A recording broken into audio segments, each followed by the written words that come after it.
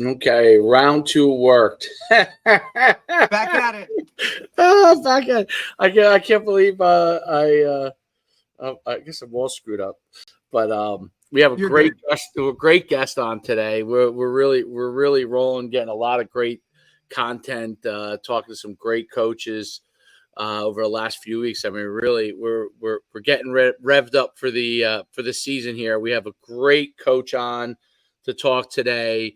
Coach Ruley, the head coach of Rowan College. From back in the day when I was a kid, it was Glassboro State. Now it's Rowan College. For all those years, that's Mr. Rowan donated that money and took the program to the next level. A storied Division III program that's going through a new coach after having a coach that's been there for quite a while. And this is a program that we really think could continue to rise again because it has a history of being an excellent program. So we're really excited to have Coach on today. Coach, how's everything going? Everything's great. I appreciate you guys for having me on.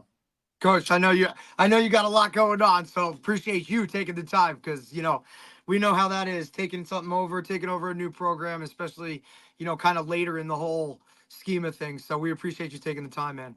Absolutely. Coach, give everybody your background in coaching, you playing as well. So everybody really gets a full breadth of where you've come from. And I know with college coaches, it could be quite lengthy, but cover all the things that you think are most important in your coaching career. Yeah, so I'm a South Jersey native. Grew up right outside of Atlantic City, New Jersey, in a town called Margate. Attended Atlantic City High School. Went to Rowan. Had a couple stops before that, but ultimately started my on-field playing career at Rowan in the spring of 2009. I played from 2009 to 12 there. Won a championship. Had another opportunity to go to the postseason as an at-large bid at one point, and just definitely had a tremendous ride. And we won a lot of football games. And right out of college, I knew I wanted to get into it. I was actually working at my family's sub shop in South Jersey, like in late July, and I got a phone call from a guy in the profession, and he was like, "Hey, I have a buddy down at Towson University who's looking for like an entry-level defensive guy." It was like July 27th. I went down there. I interviewed. It was, "Hey, like, we're not giving you any food. We're not giving you, we're not giving you anywhere to stay. No money." And they had like 100+ people that applied for this job. And on the way back from the interview, the defensive coordinator, Matt Hackman, called me. And he's like, "Hey, like, we really loved your energy as a young guy. Like, we'd love to have you down here. Do you want it?" And I was, I hadn't even gotten home yet. And I was like, "Yeah, I'm definitely interested." I'd been working a ton of jobs like a dog that summer, so I'd saved up a bunch of money, and ultimately ended up living like in the film room pretty much that whole entire fall. 2 computer chairs, put my feet up, go to sleep, put them down, back on the computer, use the locker room to shower, use the equipment room for my laundry, and just grinded. And that first season, in 2013, I was lucky enough to be a part of a program that went to a national championship game in Frisco, Texas. And that was like a tremendous first step. Even at the time, I had the perspective to be able to like kind of take a step back. I remember at pregame at the national championship being like, "Man, like, some guys do this for like 40 years and never even make the playoffs. I'm on like the biggest stage in year one. Like, this is insane."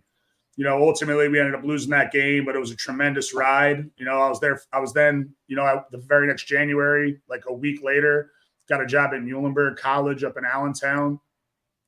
That was like the ultimate blessing for me. I ended up working for a guy in Mike Donnelly, who's not with us anymore, but tremendous coach, my mentor, taught me a ton about 3-4 defense and really taught me more about how to have relationships with players that go well beyond the field. The one thing I'm telling guys here is like the one thing that always stuck with me that he said was, "Be demanding, not demeaning."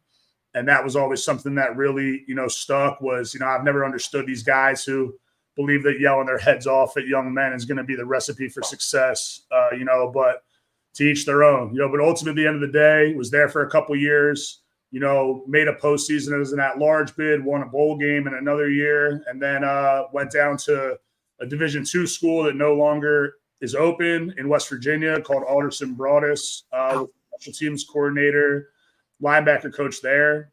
We won the first ever GMAC championship. We were a 9-2 football team. We actually beat Robert Morris that year.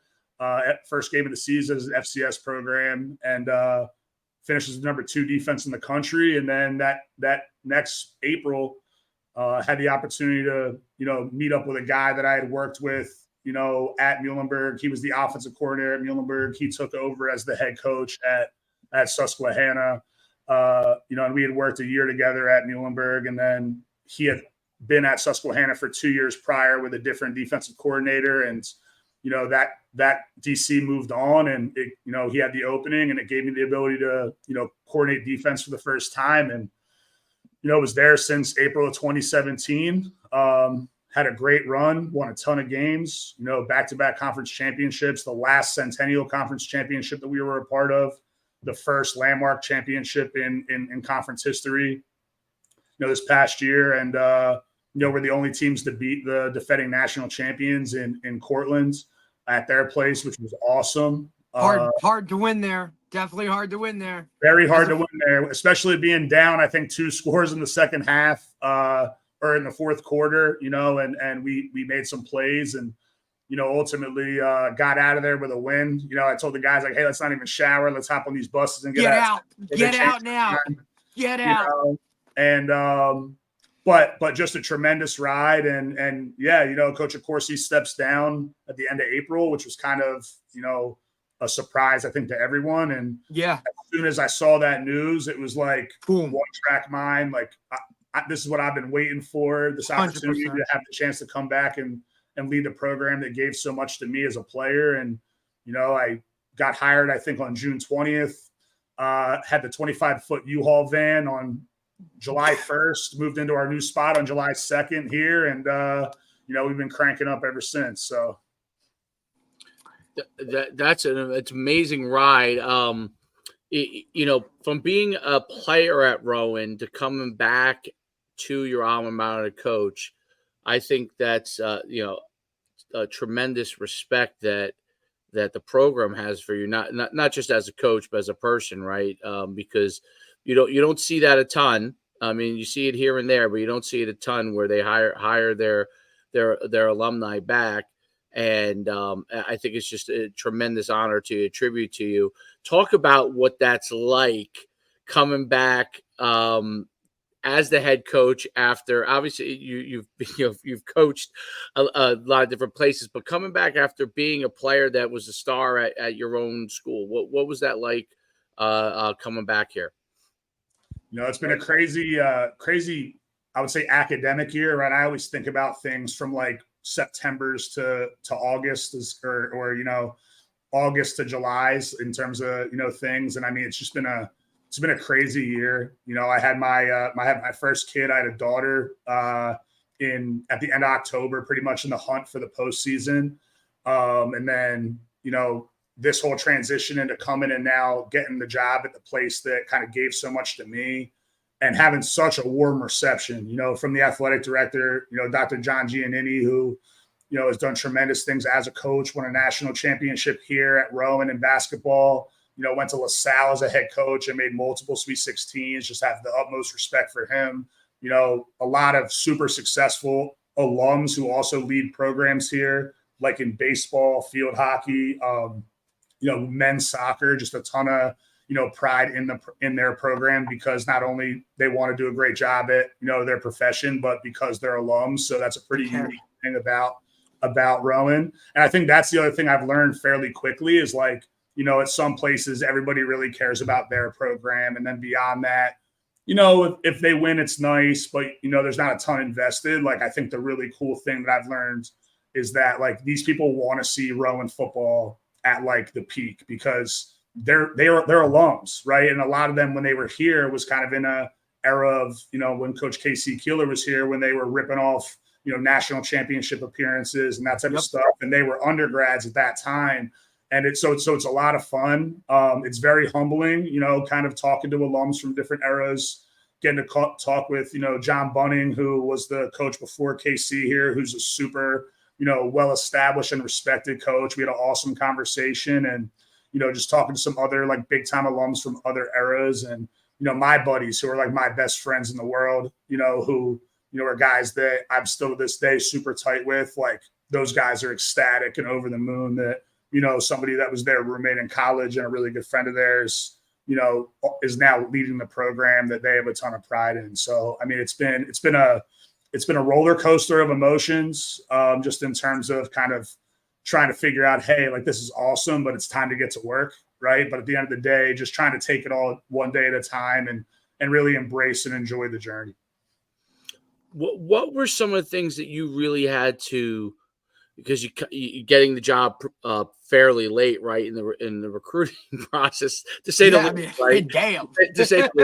To put it mildly, what were some of the things that you had to? Now, I preface this with saying, obviously, Rowan has a good foundation, right? So it's not like there's a foundation that you had to, you're going to build obviously on everything, but it's not like the house is torn down or anything. Obviously, a long-time coach. So, but what were some of the things that you had to come in and really kind of try to figure out, shore up, because you came in a little bit later with coach retiring?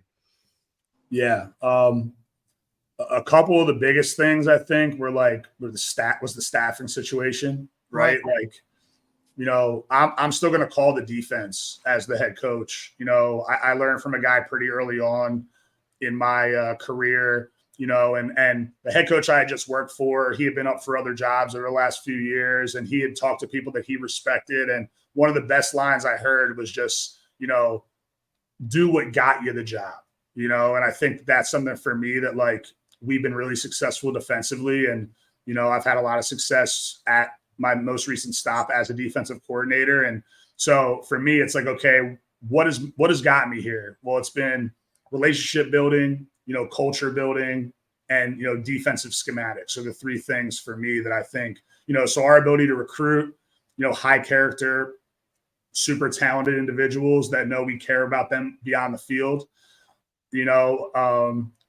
building a culture, right? That's something that's I've been super passionate about, and if anybody's ever been on any of my socials or been around the programs that we've been a part of, like, they see that that's like super well defined and guys really embrace that. Yeah, it's really laid out as well. Like, you do a great job of defining that this is part of who we are and what we're going to be about. So you definitely do, looking at your socials and stuff like that, it's very easily visible.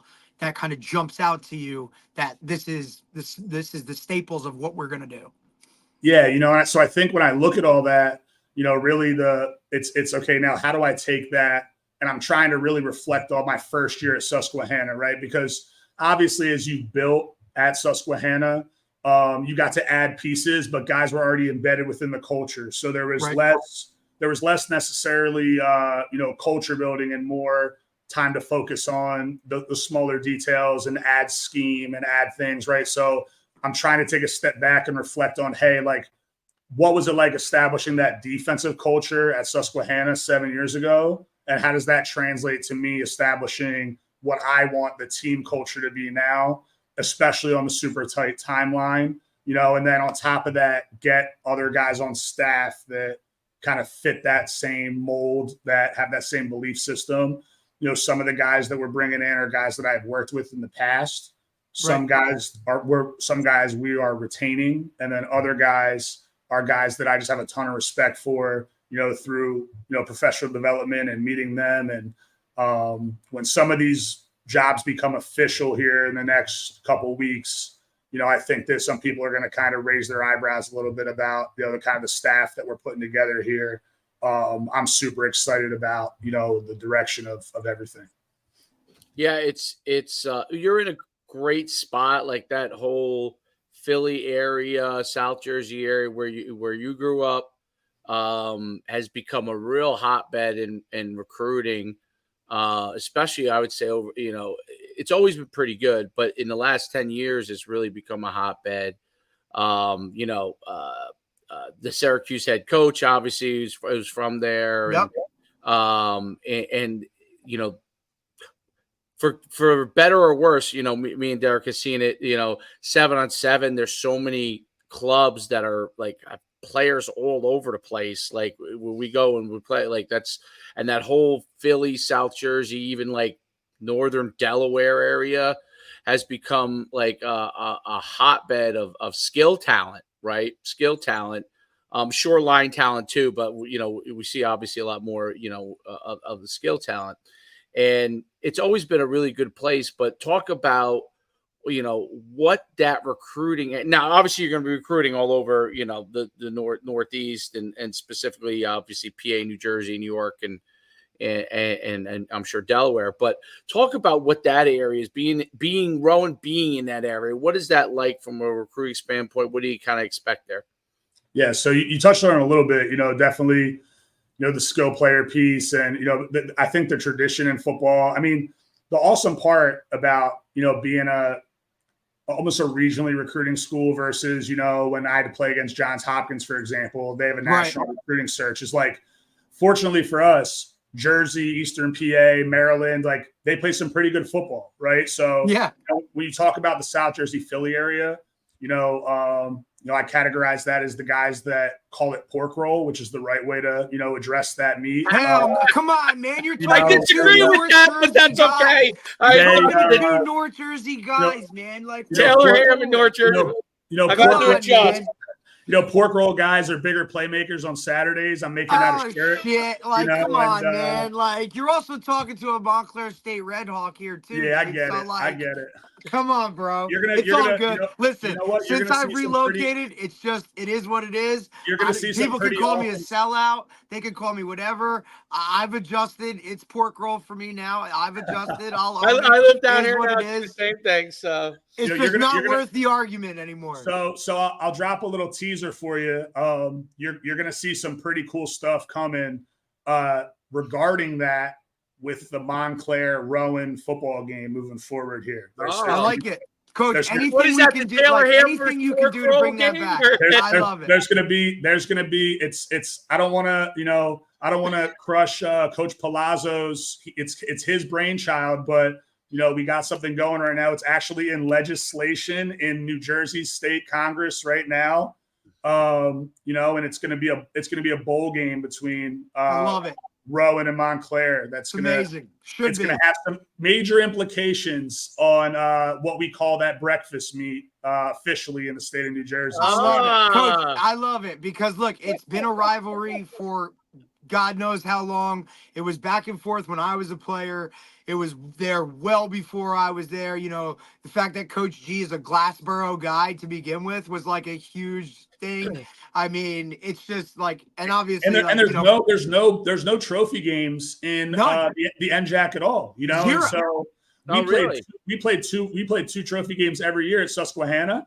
Right. And it elevated those games just, because that was a piece of the whole thing, right? And those games are already like that to begin with. Now you tie anything to it, and you're good to go. But listen, that's awesome, Coach. I love that. To get back to the recruiting thing, the thing that we're going to look for, I'm going to talk with guys about really both sides of the football. Defensively, I've been talking about runners and strikers, right? Like, we're going to be a defense that's built on, like, we're going to run super well to the football and we're going to be super physical at the point of attack. That's going to be the brand. Offensively, we want playmakers. We want guys that can make people miss in space.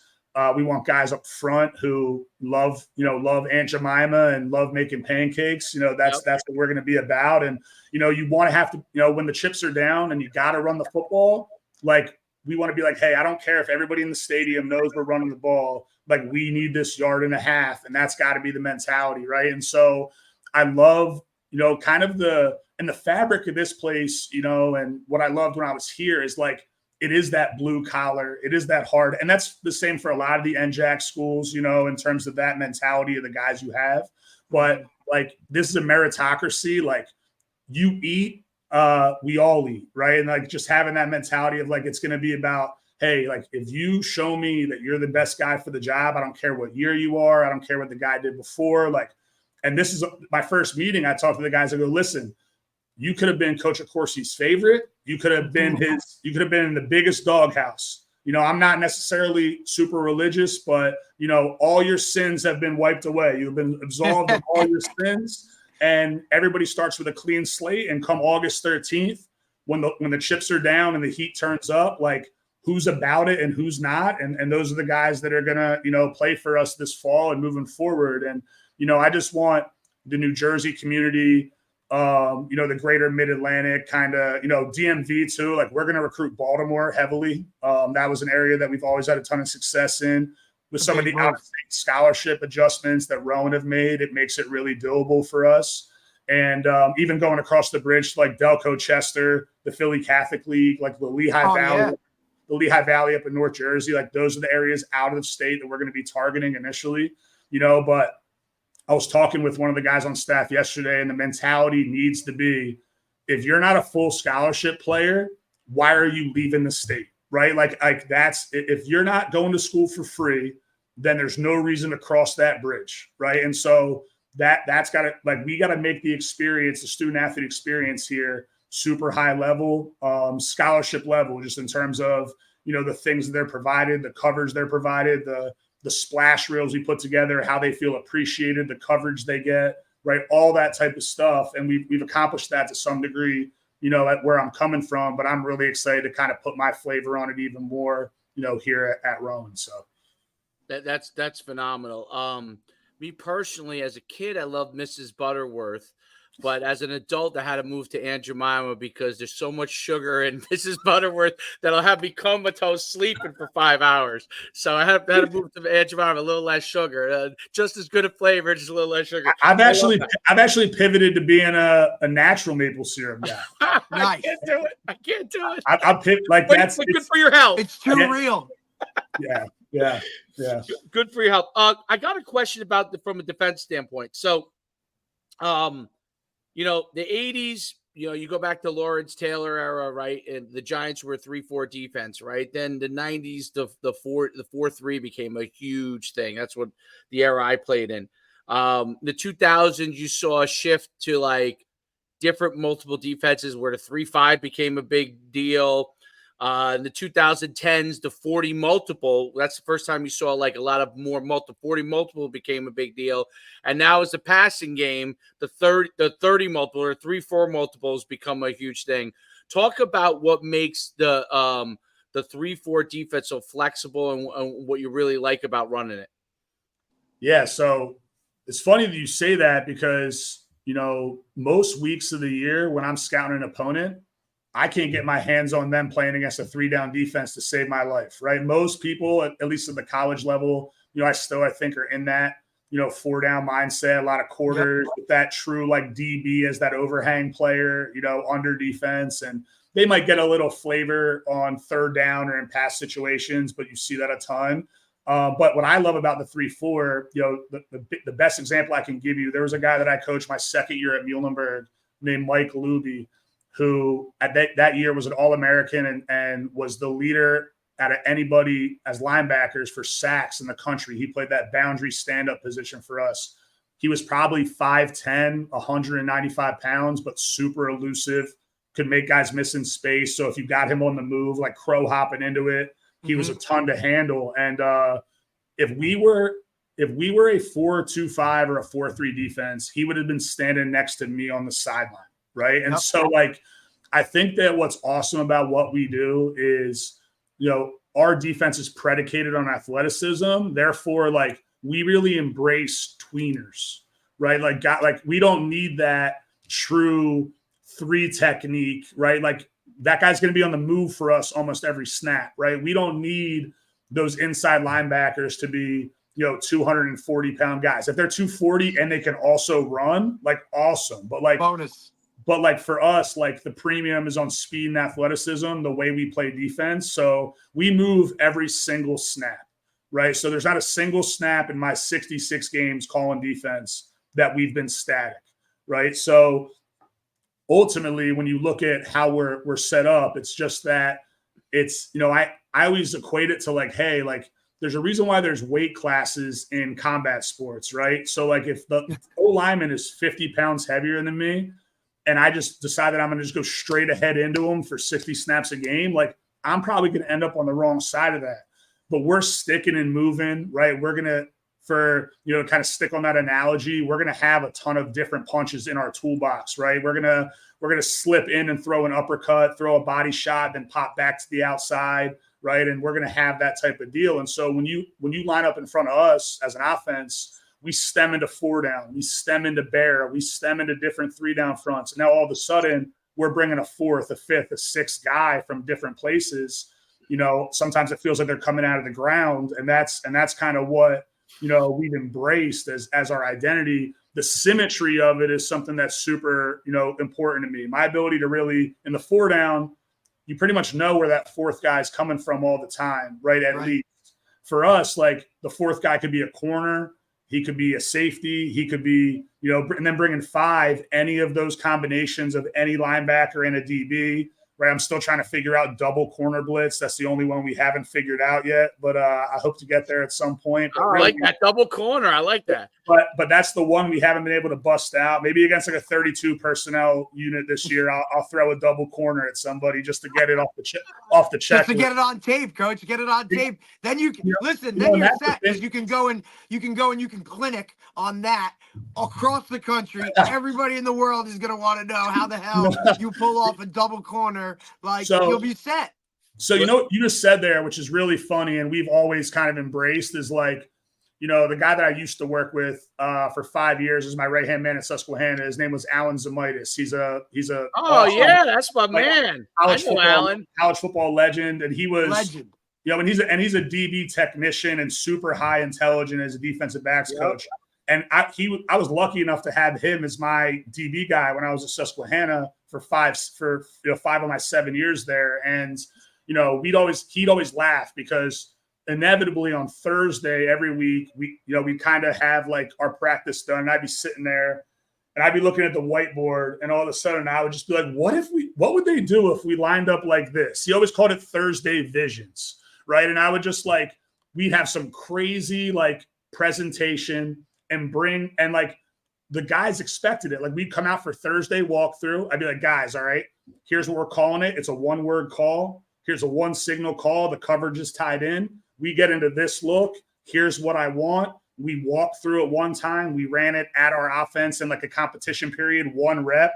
If I liked how it looked, it was in the game plan. And then Saturday we'd run it, and it might be the only time we run it all year. But to your point now, it's on tape. It's something that you got to invest time in. And that's something that's awesome for me, is for us, it's super cheap because our guys just embrace the spontaneity and all that. But knowing that hey, the other team now is going to take valuable time to be hey, how are we blocking this? And then ultimately they're kind of chasing ghosts. They start to 100%. Well, what if they do this instead? What if we so it's really awesome, and it's been a lot of fun. And that's a credit to the guy that I work for, and Tom Perkovich too. I had allowing you to do whatever. Yeah. Total autonomy defensively. I earned that over time, but even initially, he was hey, I trust you, go do it. So AZ, I know very well. We used to be on the camp tour with us when we were running events around the country. Amazing. Yeah, in Florida. Yep.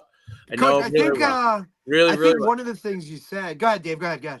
Yeah, now he's now the director of recruiting, right, for Penn State. Yeah. It was, and that was awesome for him. And it's funny, right? Both of us, we talked about that about a month ago. We stay in touch pretty much weekly. I mean, I was on the phone with him yesterday, and we, really just, that was his opportunity to go home, right? And so for him, we've resonated with that over the last month, even before while I was in the interview process here.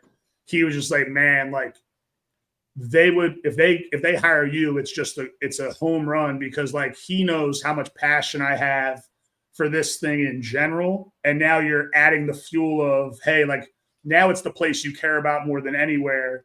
And now you get to be there while you're doing, while you're, living out your passion. And he's right. I mean, I already feel sleep is optional right now for me. It's because I'm just so energized, and I'm so grateful and for, all the support. And I want to make guys proud, to be Rowan football alums, continue to make them proud to be Rowan football alums. And now that weight's on my shoulders to, make that happen. So. That's fantastic. Go ahead, Derek, you had a question, right? No, I think, when you were talking about your scheme and your system and all that kind of stuff, and you said, you're embracing those quote unquote tweeners, I think that does wonders for you recruiting wise, because, most of those guys are going, they're not going to be recruited at some of those other schools, but there's still, some amazing, great football players. And now your system, you're embracing that, saying, hey man, like, you're on the top of our recruiting board. Meanwhile, you might be, 7 or 8 on somebody else's, but you come here, dude, you're going to be plugged in right now, putting you in good situations to utilize what you're great at. And I think for your recruiting wise, that just sends you on a whole nother level.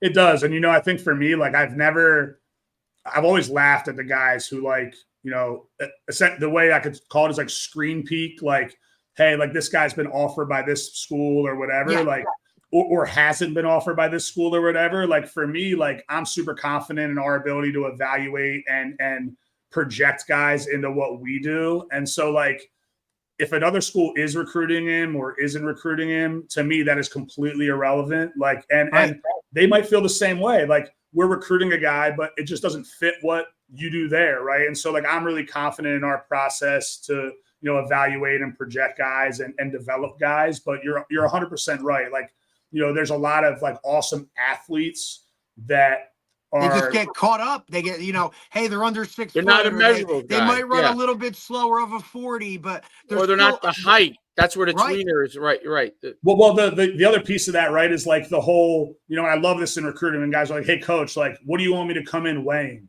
And I'm like, dude, I don't, are you the most explosive you can be? Are you the fastest you can be? Are you the most athletic you can be? Like, keep gaining weight the right way. And when you feel like your weight is hindering your ability to run and change direction, that's it, bro. Like, that's your ceiling, right? That's your ceiling. So, yeah. No, there's no doubt about it. That's I think those hybrid athletes, especially at Division III level. Oh God, because they're everywhere. There's a ton of those kids that would be, let's say, FCS players if they, from their on the field play. Inches. But right, and you could get a ton of those guys at Division III, and they could be a star in whatever position you think they fit best. And that's the great thing about those guys, because your job isn't hinged on bringing in a guy that has the right measurables, as you might, remember when you were at Towson, right? At FCS, like you can't just, if you're bringing a guy that doesn't have the measurables as far as like height, he better be a barn burner speed wise. And if you're standing on, a table for him, he better be the guy, because that's your job, right? But at Division III, it gives you flexibility to find the playmakers, I think. Well, we always said, and even at Susquehanna, right, where like we ended up getting to the point where we could be very picky in who we were bringing in, and we would talk to guys about like, hey, it's okay to be undersized. It's not okay to be undersized and average, right? Like even for us, there's, hey, if you're a 5'7" corner, like you better pop, like you better like be super twitchy. You better like be not afraid of like mixing it up. Like you better be a teched up guy or a guy that attacks the ball well. Like it's okay to be undersized, but it's not okay to be undersized and average, right? So I always laugh when like every year inevitably, I don't know why, but Aaron Donald is the guy that gets brought up as like all the time, right? Look at him, like he's not whatever. I'm like, yeah, he's a genetic freak. Like, he might not be 6'3", 305, but like, have you ever seen the guy go through bag drills? Like, hey, listen, if you can go through bag drills like him, you would also have a full scholarship. Like, it's not just because of your height and weight. I promise you. Right. They, 10 years ago, they brought up Dwight. It was Freeney, right? Yeah, and now, quote unquote, Micah Parsons is not a D end, but he's a linebacker. He's a safety, moved all the way down. That's all he is. Yeah. But they like to bring up these like, I'm like, do you realize what kind of freaks these guys are? Like they're the 0.1% in the 0.1%. Like they're the biggest freaks amongst the biggest freaks. Like, right. Like guys just don't understand that, right? It's like you don't get like even the whole transition from high school ball to any level of college ball. Any level. Guys get so caught up. Division I, FCS, Division II, NAIA, Division III, because I always have to fight for this, right? As a Division III guy, it's like, oh, you played D3. It's like, did you understand the guys that were on my roster, like, in Division III? Like, guys you're that got still all talking, state, guys that won all state awards, like guys won a ton of stuff. It's like, dude, like this guy right here should be at a different level. He's just 5'8", right? But- Or whatever in a 40 speed time. Like the guys that you're still playing around, every guy on your roster now was that guy at his high school or wherever. And now it's, how do you separate? You know what I love? So Jim Margraf, who used to be the head coach at Hopkins, who also passed away in the last few years, I had a ton of respect for him, but he was always so funny about like kids in Maryland, and they recruited nationally, but kids in Maryland who thought they were above like Division III football. And he was like, I want you guys to come out to our game this Saturday and tell me who you're better than.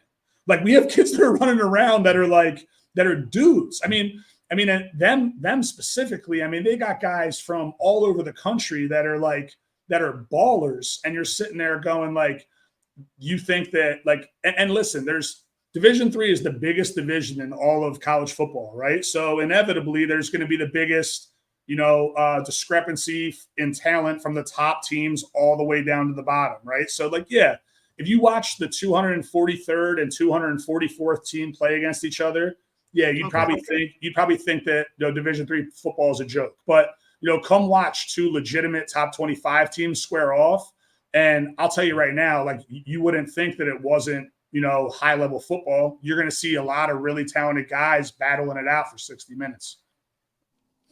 Yeah, the difference is just literally height, weight, speed, and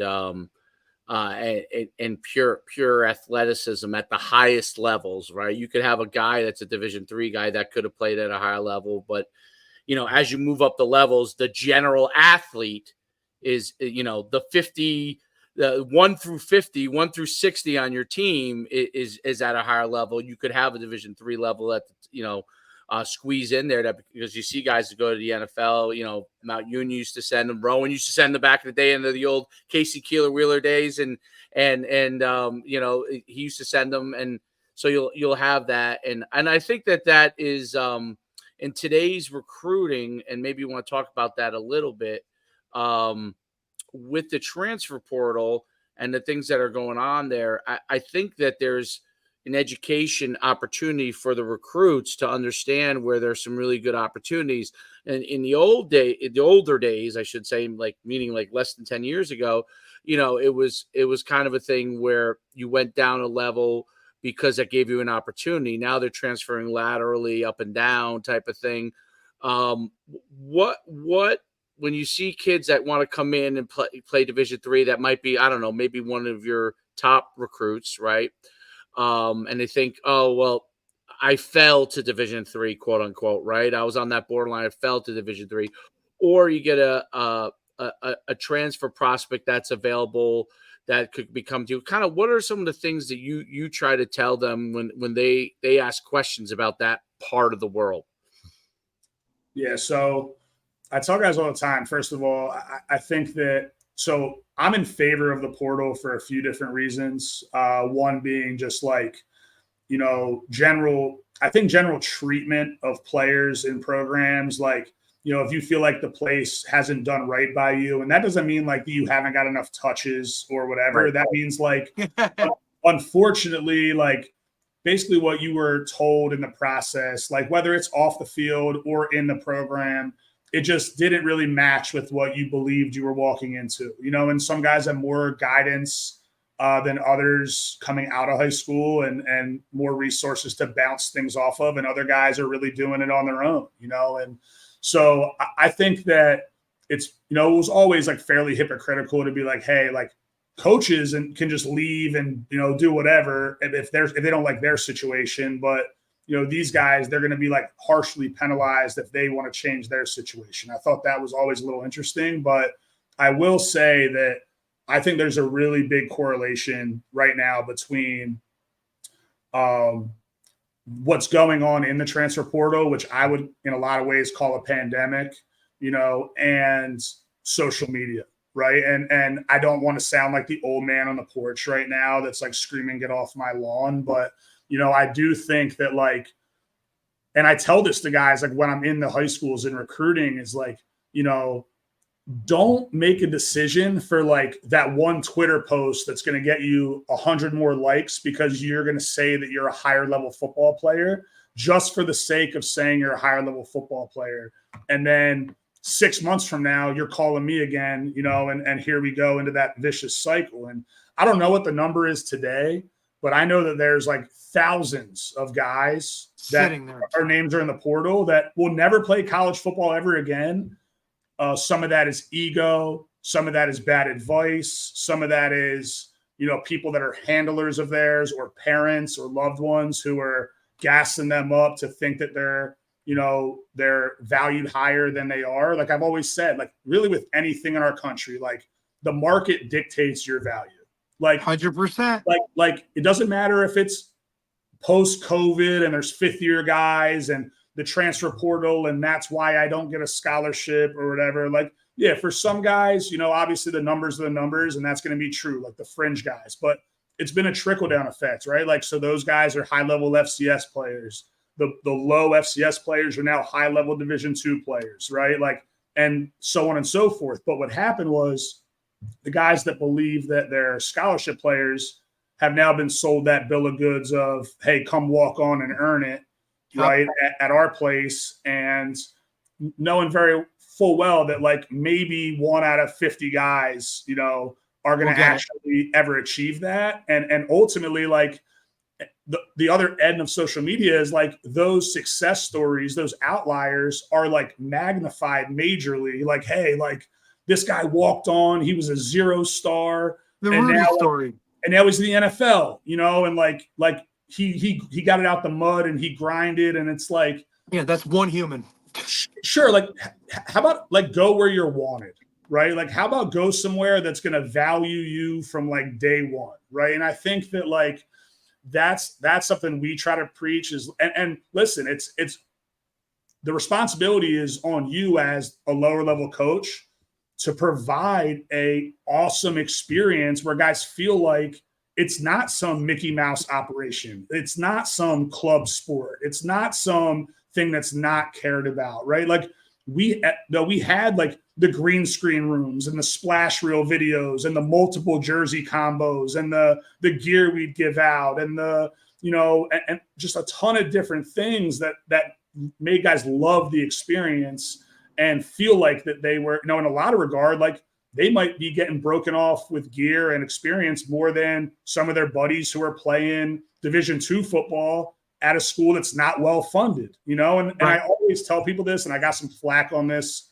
with a high school coach this past recruiting cycle, because a guy asked me, hey, like, have you guys ever thought about going Division II?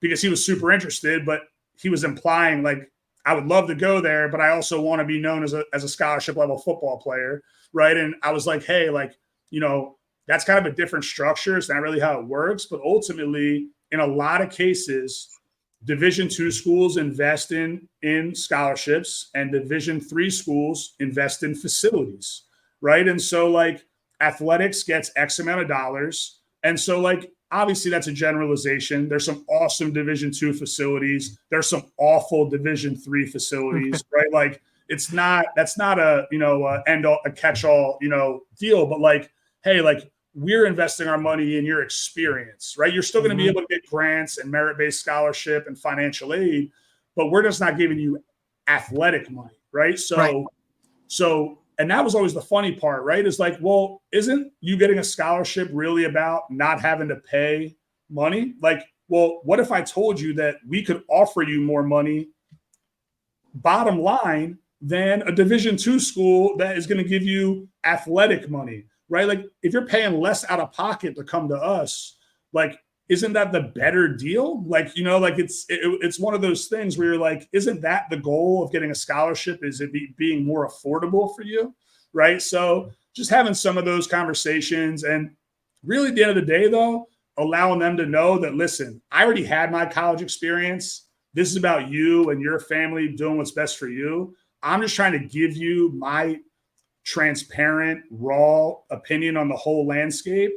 And by the end of the day, I wish you the best of luck. And if anything ever changes, you still have my number, right? And I've never been the guy to MF a dude because he chooses to, go somewhere else or any of that. And ultimately, and this isn't the reason why, but ultimately, that's come back in spades, right? We've had guys that spin back around 6 months, a year later. I had a guy who went to Wagner that I recruited in 2019 out of a South Jersey school, who this past season played for us at Susquehanna. 4.5 years later, he was a red shirt and then COVID and whatever. And he entered the portal and I DM'd him and he was like, "Hey coach, I was actually just about to text you. I always loved our interaction." He was on campus a week later and he deposited, I think that day. And he, and so it was an awesome experience even so many years later. But yeah, I mean, everybody's got their situation. I love the freedom of it, but buyer beware in terms of thinking the grass is always greener. And then on my end, recruiting transfers, you always got to vet them, right? They're in the portal for a reason. Hopefully you can figure out what that reason is. And I'm never going to sacrifice our culture for short-term talent acquisition. So, there's always going to be the balance of giving guys opportunities that are good players, but really only if they fit within your cultural expectations. That makes perfect sense. A lot Absolutely. of more than ever in the social media era, the athletes are allowing their ego to make decisions on their careers, and I think that's a huge mistake. And maybe it's their ego, maybe it's the parents' ego, maybe it's they're not educated as even though there's a ton of information out there. Because there's so much information out there, they may not be educated exactly on the process. It's one of those weird things. You could probably at your fingertips find exactly the information you want, but they don't know if that's always the truth, right? Yeah. So that's a very, very difficult thing. And then I thought you touched on really the affordability too. So if you're not a guy that's getting a full athletic scholarship at a FCS FBS level, even Division II for the most part, they're breaking up money, right? So knowing what you're actually paying for school, and obviously Rowan being a state university, that's going to be a lower cost, especially for Jersey athletes. Obviously, it's going to be lower cost. So knowing how you can fill those gaps in and what you're actually fundamentally paying at the end of the day, and getting it as close to zero as you can. I think that's a big deal because let's put football aside.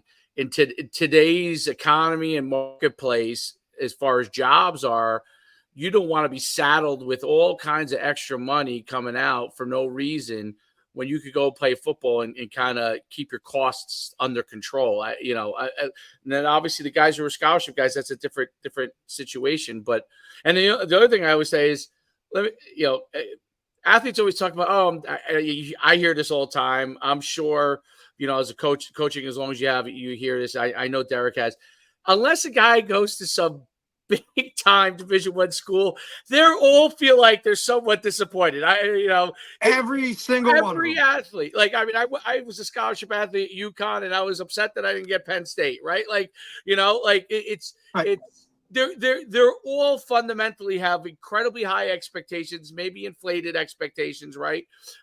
As to what and if they don't go to the biggest of the big, I don't care that there's even scholarship guys, even at UMass or you got if they didn't go to Penn State, Ohio State, Georgia, Alabama, they all feel like they're on this uphill climb to prove everyone that they're better than they are. So the buzz phrase "slept on" is my favorite buzz phrase of all time. Guys, you realize that there's so much access to your film and everything. If you're slept on, it's got to be your fault. It's got to be your fault because you did something, dude. There's so much ability to have your film reviewed. There's so many camps to go. Dude, if you're a baller, go ball out at Penn State. I promise you, Alan Zamitis is gonna figure out how to get you a scholarship there. I think that's a huge thing, and because I deal with parents all the time. It's always the same. The only ones that ever express true gratitude as if they landed at Ohio State. And usually, as soon as that happens, they're not talking to me anymore anyway. So that's exactly. And Derek, am I right on it? They're the only ones that we see it all the time. Example, but any one of these gigantic.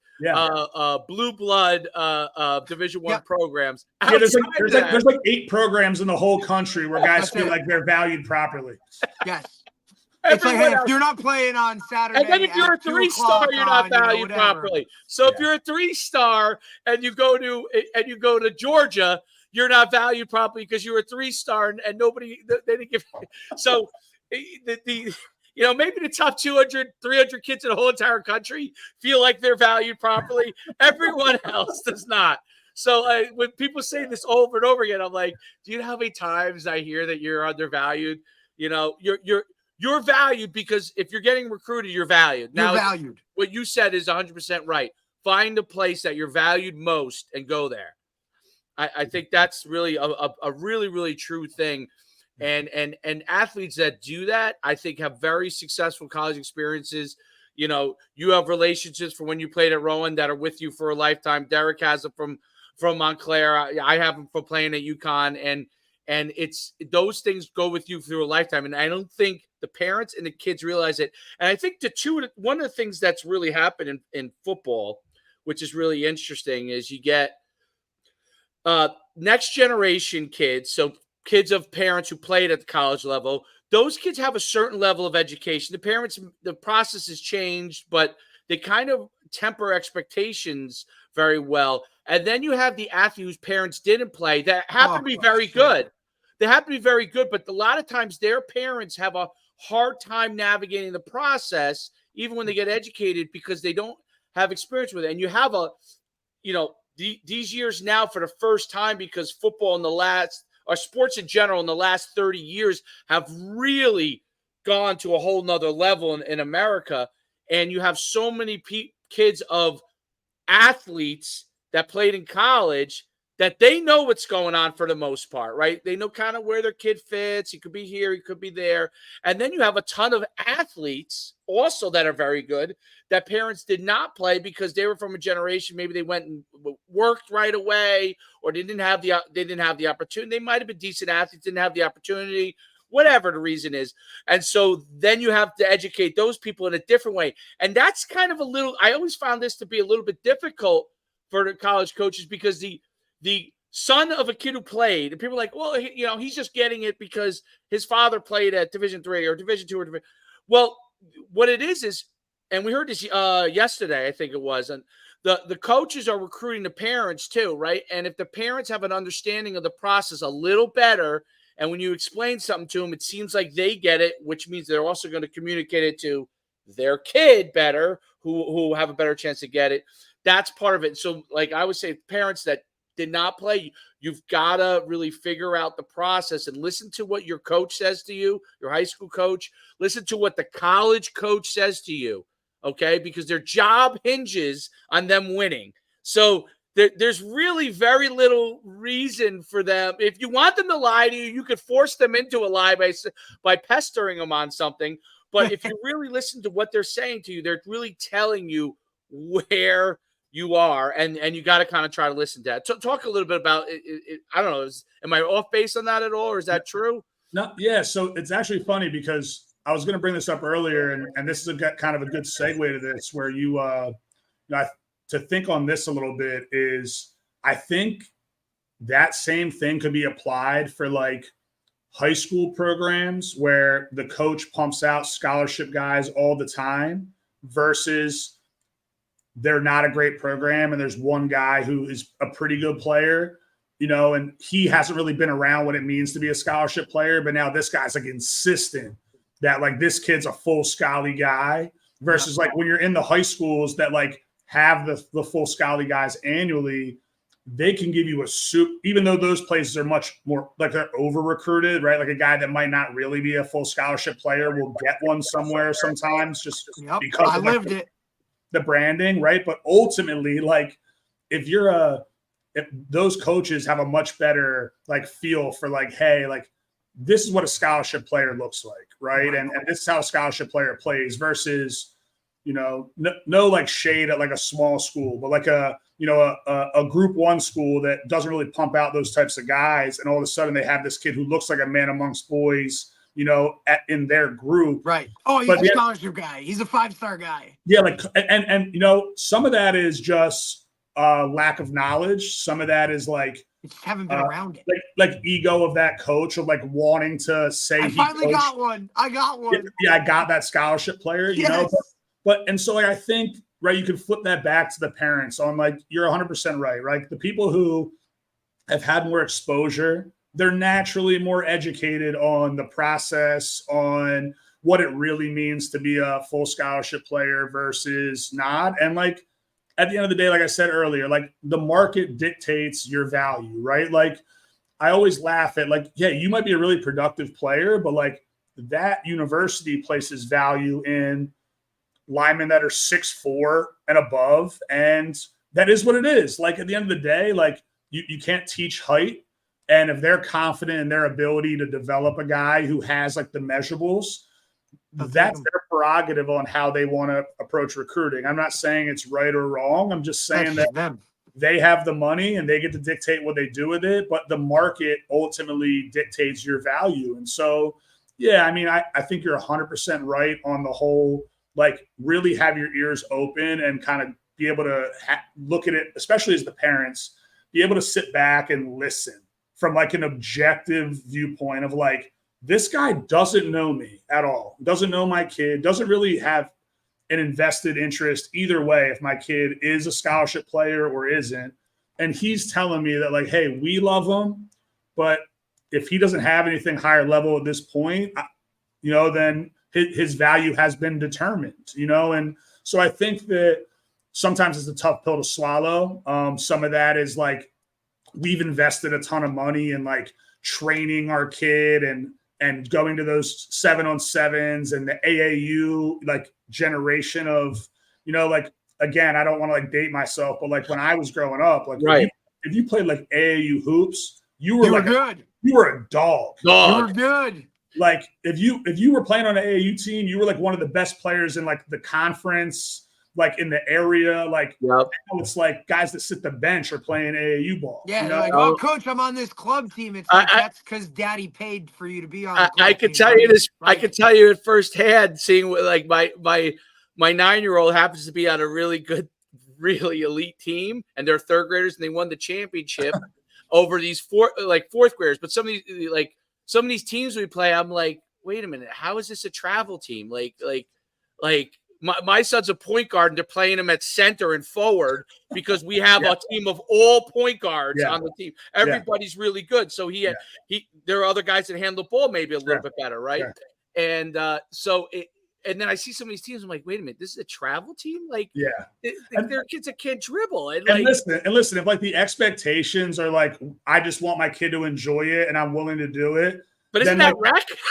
But that also is why there's like, now they've created like levels, right? Like level, whatever, right? Like, go participate and enjoy it and embrace it. Like I'm kind of for that. If like everybody is on the same page on like, my kid really loves basketball. Right. Rec is only 1 day a week. This allows him to play basketball 3 days a week competitively. Right. And he gets to play against people who it's kind of like skill-based matchmaking, right? Like he gets to go like play. That's true. People. That's a good point. It's a really good point. Actually, the other point that you brought up was really good too. You said, hey, they go to all these different 7-on-7s and trainers and they feel like they invested this money. But I actually think about it like this. If you didn't do all that, maybe your son wouldn't even be a recruitable player. So you did a great job as a parent, giving your kid every opportunity. Now he's actually a recruitable guy because if he was 5'8", 150 pounds and didn't do all those things, he would just be a high school football player, which used to happen in the older days. That's how it was. Which is where the buck stops for like 95% of people. right? Like so the majority of people don't even play. Like Don't play. You're already in a small percentage of guys that are even, if you're even quote unquote recruitable, you're already on a different level of half of your freaking team that you're playing on, you know? Yeah, we always talked about, like, it was always funny. Like I have obviously a bunch of buddies that play college ball at different places, and like we'd be out somewhere and we'd always laugh. Like my one buddy who played receiver he started at Rutgers, but then transferred to Southern Illinois. Also another Atlantic City kid. Like we would always be cracking up. Like we'd be at a bar or at a restaurant watching a game and be like we as college athletes, we compare our athleticism to like Micah Parsons. We're like, man, like we're not really there. Like the general public, like they have really no clue like what the levels of that are, right? And so like they're like, yeah, I'm a decent athlete. Like I love going to like an NBA game or a college game where like halftime they have some like competition to go out and like shoot, and it's just some random Joe, and they're like jamming the ball off like the bottom of the rim on like, and like this is the majority of the population. Like you realize like us as like legit Division III players, like we're still in like the super elite athleticism of like mankind, right? Like we just compare ourselves to like the greatest in the history of the world, right? So like, I mean, it's so funny to think about it that way, but you're absolutely right. Yeah, I would say there's freaks are the college athletes, super freaks are the scholarship athletes, and the freaks of the freaks are the guys that you see, you know, on TV, you know, on Sunday. And it's funny when people rip like, oh, he sucks. This quarterback sucks. Like, yeah, well, okay, listen, relative to the other mega freakazoids, yeah, maybe he sucks. But if he came out here and threw a pass at your flag football Sunday pickup game with your buddies drinking beers, you wouldn't be able to catch his ball. You remember the story about like Brian Scalabrine, like going on like New York radio or Boston radio and being like, I'll play one-on-one against anybody like in the city. Like who wants it? Like, he like was spotting everybody like 11 points and just like beating everybody. Like it was just like, oh, you think I stink because I'm like some like unathletic redheaded dude at the end of the bench? Like I'm still in the NBA, bro. I'll cook all of you. Like yes. Yeah. It's so true. It's so true. You bring up some great points there. So as far as you know this, and we'll kind of wrap it up here. By the way, fantastic having you on. Anytime you ever want to come on, I think we got to send out a camera guy for your Rowan versus Montclair game. I just think on principle alone, send somebody out to film the interactions there on that game. But it's as far as upcoming season, like what are your expectations? What do you tell your team for upcoming season? Because you're in a unique spot. Like you very rarely as a coach get the job, you know, at the I guess May time frame, right? And May, June timeframe. Yeah, and June 20th. I was off June 20th. So we're talking a month, not even a month, right? So very rarely does it happen. How do you set proper expectations and what do you tell them about the future too? It's a great question. You know, I don't know if I live in a world of proper expectations. You know, and whether it's like, you know, I've been just super fortunate, like, however much I impacted every program I've been a part of obviously varies, but like I've never lost, right? I mean, in terms of like, we've never been a part of like my worst season in my coaching career in 10 years is 8-3. Right. And so like when I sit and the third loss in that 3 is a postseason game, right? So like an 8-2 year is like the worst year I've been a part of. Right. And it's so interesting. Just, you know, I do think like you kind of alluded to it earlier, like I'm watching the tape and the cupboard is hardly bare, right? I mean, like you know, I've been watching some film, like we have some guys in spots and right. Like I think other people, I think not to cut you off, Coach, but like I think people feel like because Rowan hasn't been like in the limelight or in a national championship game, like in the last couple of years, that like all of a sudden this is like a dead program. Like what the hell are we talking about? Like I don't think people understand any of that, right? It was the same with Montclair a couple years ago when they were like not very good. It was like, oh, Montclair's done. Like this is that. It's like, dude, I know Rowan is gonna have players no matter what. Yeah. So expectations, I mean, we have 4 out of conference games now, opponents that I'm extremely familiar with, right? Open up against Stevenson on Thursday night at their place. And, we played them in a bowl game in 2018 and playing McDaniel, who I played against they're right now we're in a scheduling deal with the Centennial, and those schools I'm super familiar with. Yeah. We have to go at Ursinus, at Hopkins on the road back to back, which is tough. Ursinus is always a tough place to play. And then Hopkins has been one of the best teams in the country for a decade, right? And then it's like no rest for the weary. Like you get into conference play, you have a home game against TCNJ, who has been better and have been like competing at a high level. And, and then you're on the road at Salisbury, at Christopher Newport, back to back again, right? So this is a great welcome gift in my first season as a head guy in terms of the scheduling. We're actually 6 away, 4 home this year. In terms of how the schedule broke down. But, I'm never going to go into a season saying we're not looking to compete for an NJAC championship. I mean, that's the bottom line. I think that they went 4-2 a year ago. There was a scenario in the last day of the season last year where there was like a 4-way tie on the table for the NJAC. So they were pretty close at getting a piece of that pie a year ago. I think the big thing for me is like, hey, here's what our culture is going to be. I talk about like, and you alluded to it, like there's an awesome foundation here, and I just want to show our guys, like, here's my expectations on how we're going to compete on a daily basis, how we're going to prepare on a weekly basis. We're always looking to beat the best team on our schedule, and that's how we're going to prepare every single week of the entire year. We're not going to be a roller coaster program on how we prep, how we review film, how long we practice, whether we go outside or stay inside based on weather, based on our opponent. That'll never be who we are here.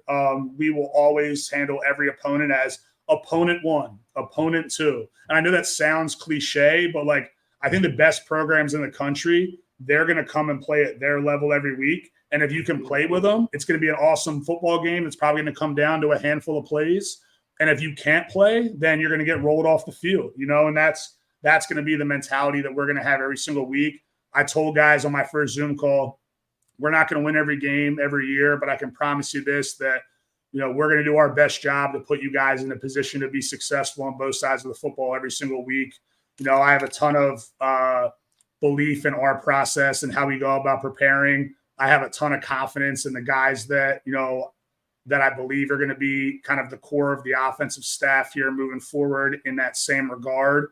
And yeah, I just hope everybody sees a football team that's going to come out and play super hard. They're not going to give a yard that's not earned. And really, and this is not in any dirty way, you're just going to play a team that, like, the day after you play us, you're going to have more guys. You're going to have more guys in your training room the day after you play us.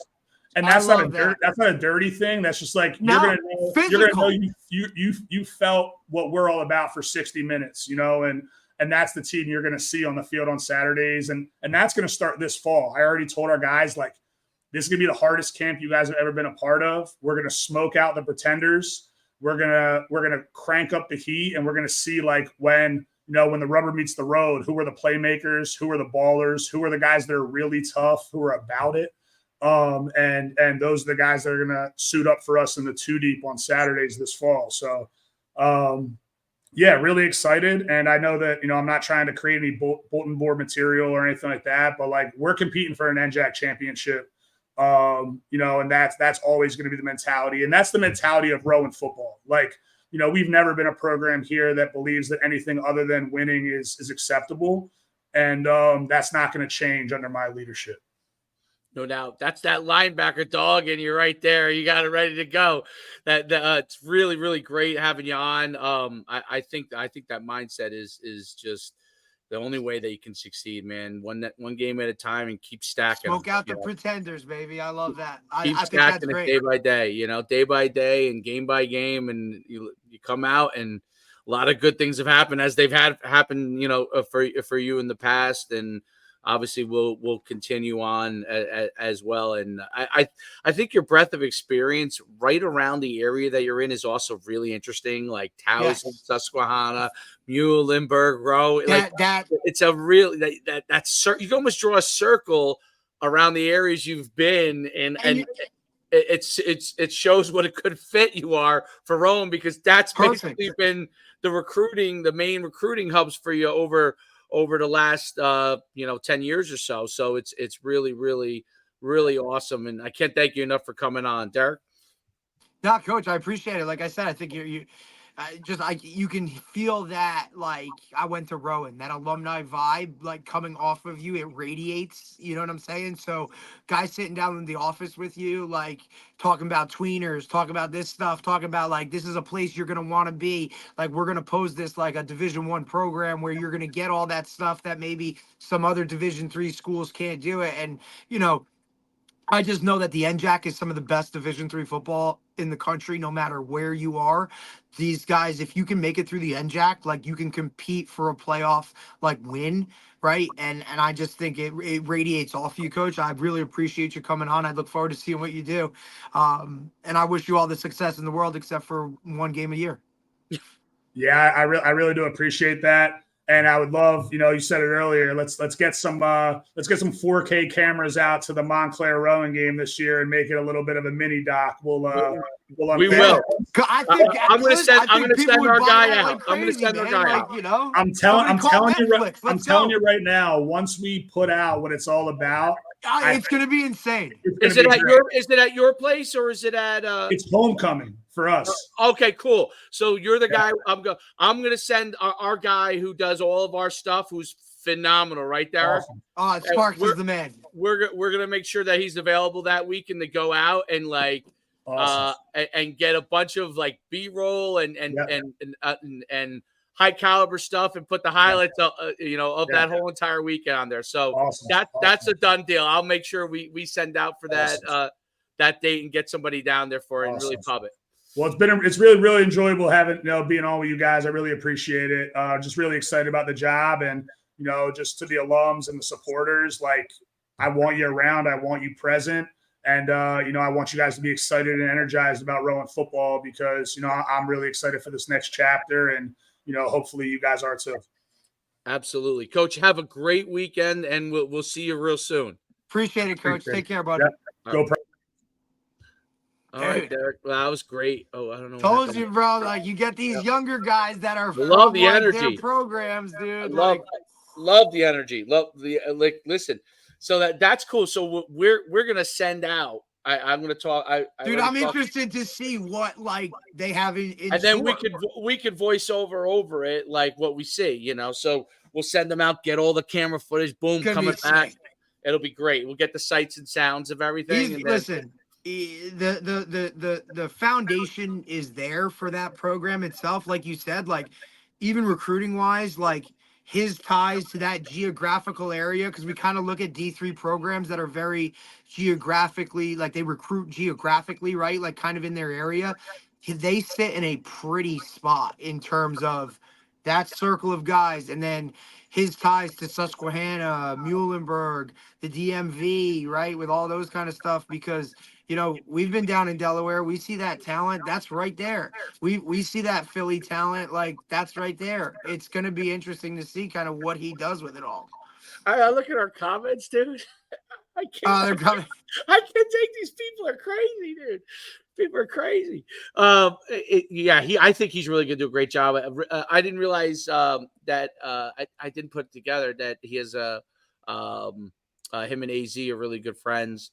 Alan Zymaitis. So Alan was, like, our main guy. We used to go to all these different events in the early days. He was one of our DB specialists, and he had played at Penn State. It was bro. If they're talking about trying to dial up double corner blitz, like, you're talking some dudes that are like, let's go. Yeah, no, he was really, really big guy too. Big guy for DB. Like, he was taller than me. But I think he was, I don't know, he might've been All-American at Penn State. So, but yeah. Now he's the recruiting coordinator there? Yeah, he's the recruiting coordinator at Penn State. So, which reminds me, I'm gonna hit him up. So all these things, it's moving so fast. We're getting so many great guys on. It's almost like we have to keep pace now. At first it was like, we're like, okay, who do we want to bring on? And now we're like, oh yeah, we can bring on, this guy or that guy, but he was fantastic.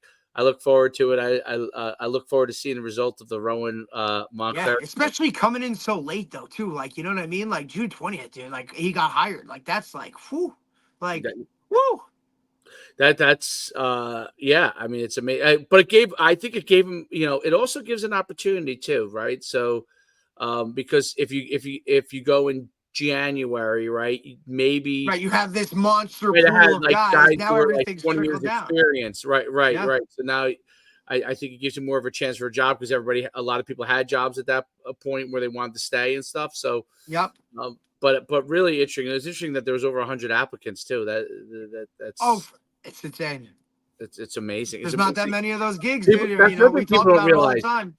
When people always say, "Oh, why can't you go get a college job in college?" It's like, you're like, do you realize that everybody wants to be a paid well college coach? This is not like because they all think like you sign up. It's like you're going to work at Walmart. You're going to work at Walmart. You're going to be the cashier at Walmart. That's what they look at it like what? But get paid like this. You know what I mean? Driving around in a Maserati or God knows whatever. Like. It's very funny. It's very funny people's perspectives, and I the thing about like that's why I brought it up. The point about like every player who doesn't go to the biggest of the big college, and even those when they're a 3-star, they're unhappy. Like they're mad they were 3-star. So if they don't get the exact school they want, they're unhappy for a certain period of time until they get there, and then they get there. And if they do well and they do what they're supposed to, they're usually very, very happy. But it's very funny because I think every parent or athlete that says that they're under recruited, they think they're the only. They think like they're the only human. They're the only one that's been under recruited in the whole history. I'm like, don't you realize everybody feels that way other than the guys who are literally 5 stars and maybe 4 stars? That's it. Like 250, 300 kids in the whole country feel like, you know what? I'm adequately recruited. Everybody else feels like they're not I only had 2. Even kids that go to Division I, I only had 3 scholarships. You see it in the NFL. I had 1 scholarship offer out of college, D1 school. It's Josh like, Allen. well, you had one. You actually had one. There's both people. I actually listen. He brought up Aaron Donald. I actually was listening to that. Aaron Donald only had like Pitt, Toledo, Bowling Green. That was it. Right, but the point is, he still had Division I. He had offers, right? Right. It wasn't like he was like some slappy. You know what I'm saying? He wasn't a slappy.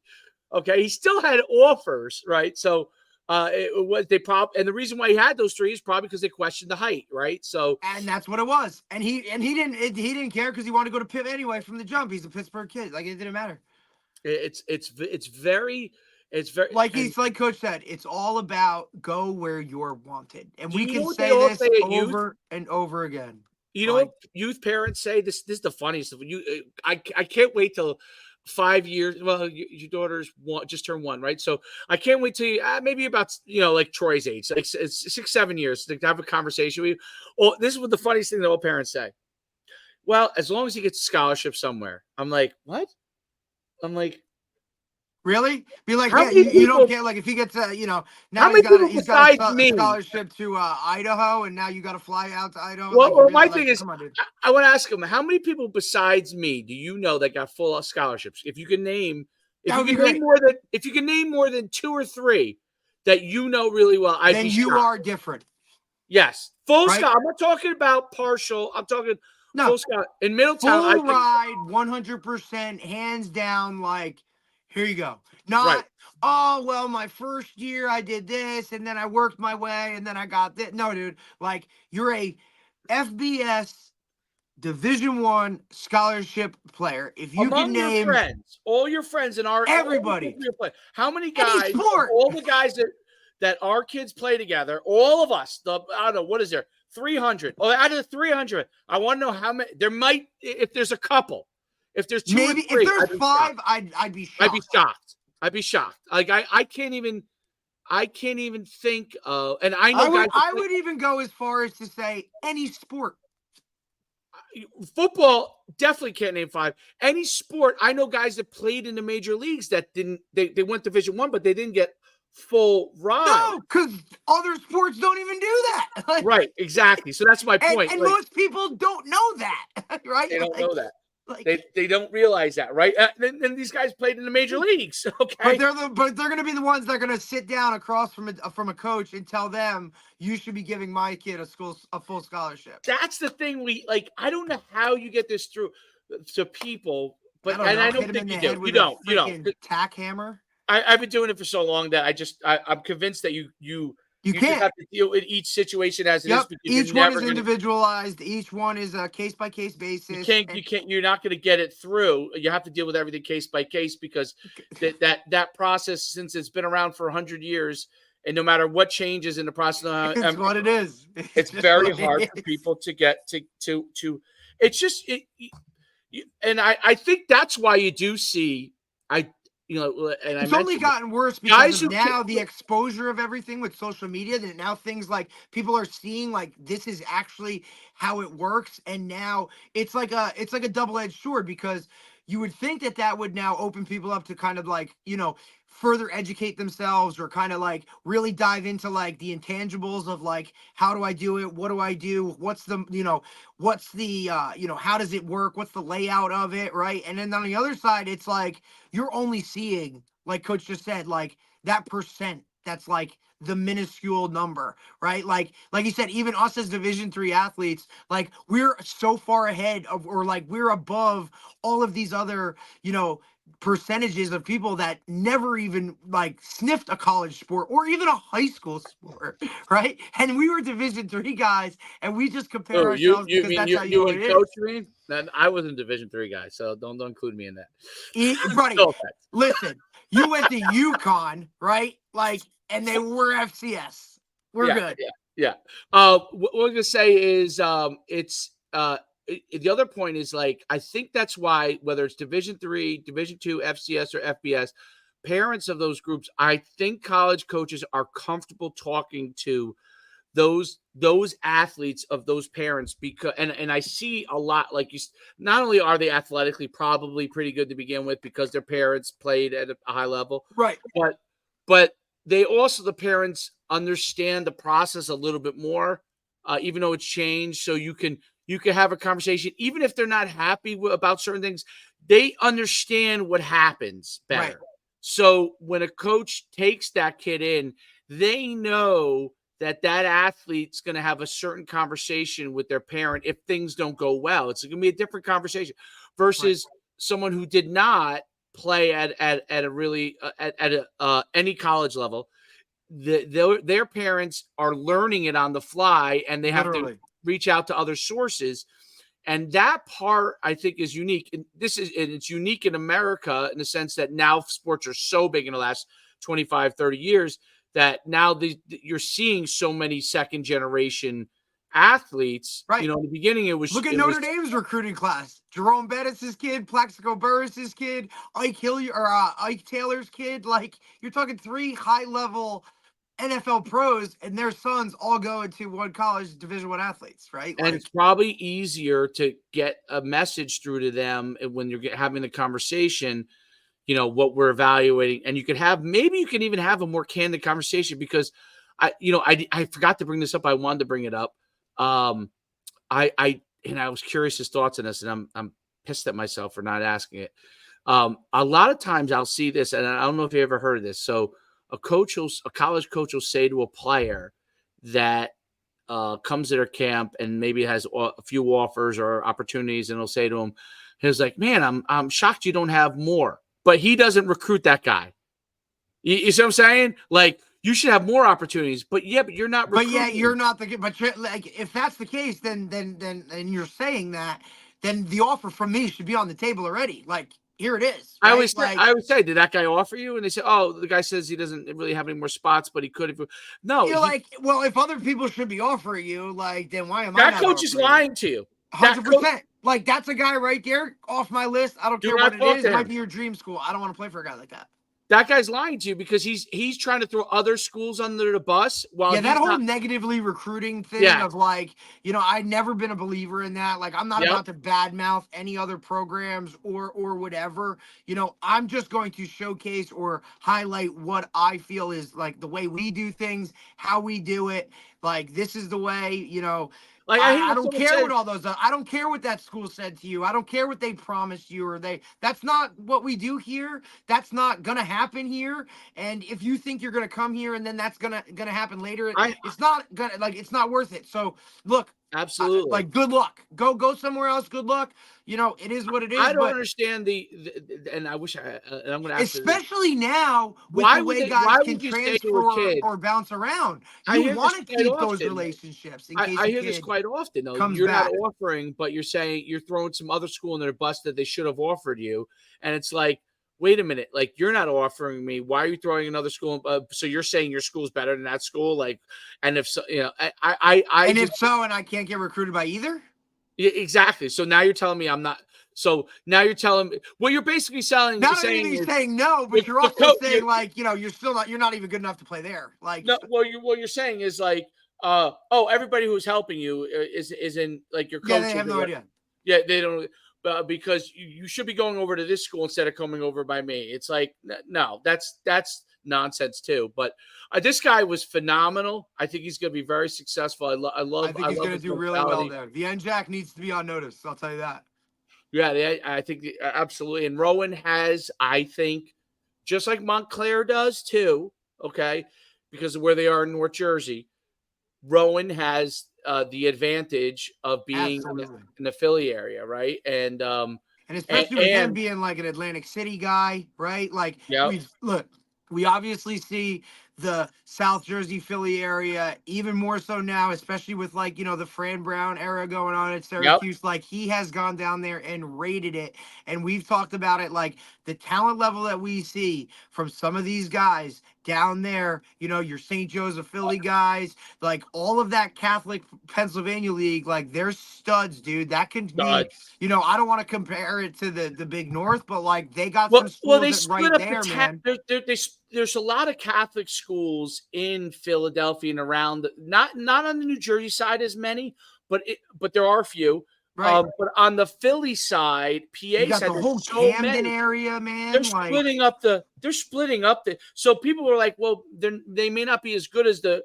So even though we say the talent is diluted in North Jersey because there's like 7 of those programs, in Philly and the surrounding suburban areas over there, there's probably 20 easily schools. So you're splitting them up among a lot of schools. So there really is a ton of talent in that area. And then you're talking about those high-level publics, dude, that are so good that, like, and we're not talking like you got some of the best Group 1 teams where you can definitely go and find some of those Division III players down there that dominate that world. Philly's better football as a city than New York City, right? Correct.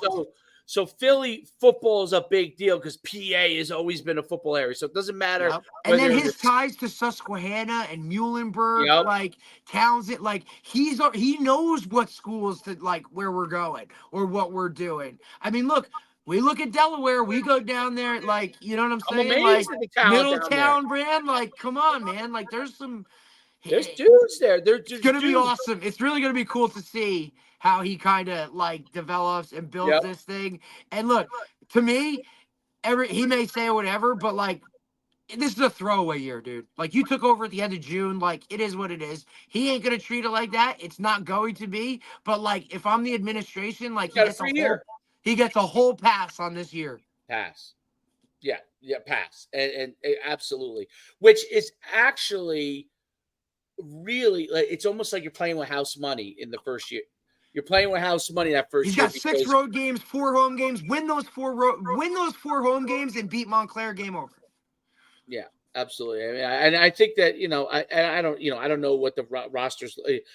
look like, you know. What did he say? We're gonna smoke them out. We're gonna smoke out the pretenders. I love that. This is gonna be the hardest camp you're gonna go through.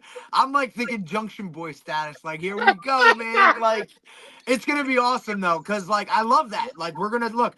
You're either gonna be all on board and be a guy that we're gonna work for, or you know what? You're not gonna be here, and that's okay too. Like, you know, maybe this just isn't cut. This isn't what you're cut for.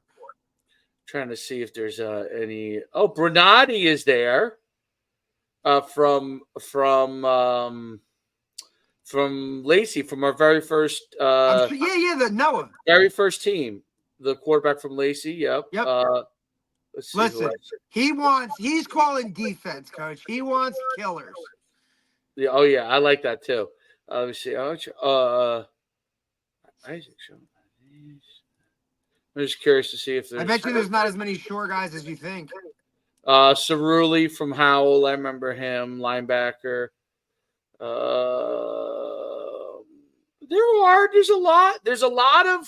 There's a ton of the area that we mentioned, right? So, they gotta. And he's only going to expand from there. He does have some short. He does have short guys. He does have a decent amount of short guys, definitely. He definitely has a decent amount of short guys. Definitely, he's got some Mid-South guys. He's got some Raritan guys. You know, he's got a good he's got an interesting mix. I mean, obviously that Philly area is just a home run. I mean, holy cow! You know, even including obviously the New Jersey side, and most of his guys, I would say, I'm looking here. You know what? He doesn't even have like PA guys. He's got a couple of Maryland, a couple of. It's going to be mostly Jersey. It's because it's a state school, right? So, yep. And then remember, like North Jersey guys, like to them, like, hey, that's like going away. Yeah, I don't see a ton of. There's a few. I don't think he recruited really hard. Plus, you're battling against Keene and Montclair State, right? And that's, hey, mom and dad can come to every game and all this other kind of stuff. Right. But yeah, I mean that Philly area, they got a ton of guys on the Jersey side.